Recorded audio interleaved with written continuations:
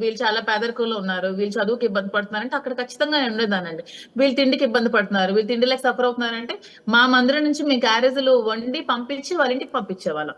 ఇంకా మహిళలందరూ ఏకమవ్వాలి, మహిళలు ఇంటికే పరిమితం అయిపోకూడదు. మహిళలు కూడా బయటకొచ్చి తమ టాలెంట్ ని ఉపయోగించుకొని తమలో ఉన్న ఆ టాలెంట్ ని అందరికీ చూపించాలి. ఎప్పుడు ఒంటెలు కుందేలుగా ఉండిపోకూడదు, మిగిలిపోకూడదు అని నేను డాన్స్ స్కూల్ స్టార్ట్ చేసి చాలా మంది మహిళల్ని వాళ్ళని బయటకు తెప్పించి వాళ్ళకి విద్య నేర్పించి వాళ్ళతో వివిధ ఆ ఆ, జిల్లాల్లో చాలా తిరుపతి, భద్రాచలం ఇలా ఇక్కడ శ్రీశైలం ఇలాంటి వాటి దగ్గర చాలా ప్రోగ్రామ్స్ కూడా ఈవెన్ కోటి దీపోత్సవం, భక్తి టీవీ కోటి దీపోత్సవం ఇలాంటి అన్ని దగ్గర కూడా ప్రోగ్రామ్స్ ని వాళ్ళు పార్టిసిపేట్ చేసేలాగా వాళ్ళని మోటివేట్ చేశాను. ఎందుకంటే మహిళలు ఎప్పుడు కూడా అలా ఉండిపోకూడదు, వాళ్ళు కూడా కొన్ని ఇష్టాలు ఉంటాయి, వాళ్ళు కూడా బయటకు రావాలి, వాళ్ళు కూడా కాన్ఫిడెంట్ గా ఉండాలి. సెల్ఫ్ కాన్ఫిడెన్స్ కూడా డెవలప్ అవుతుందండి వన్స్ మహిళలు ఇలాంటి నేర్చుకుంటే, ఇలాంటి యాక్టివిటీస్ వాళ్ళు కూడా సెల్ఫ్ కాన్ఫిడెన్స్ డెవలప్ అవుతుంది.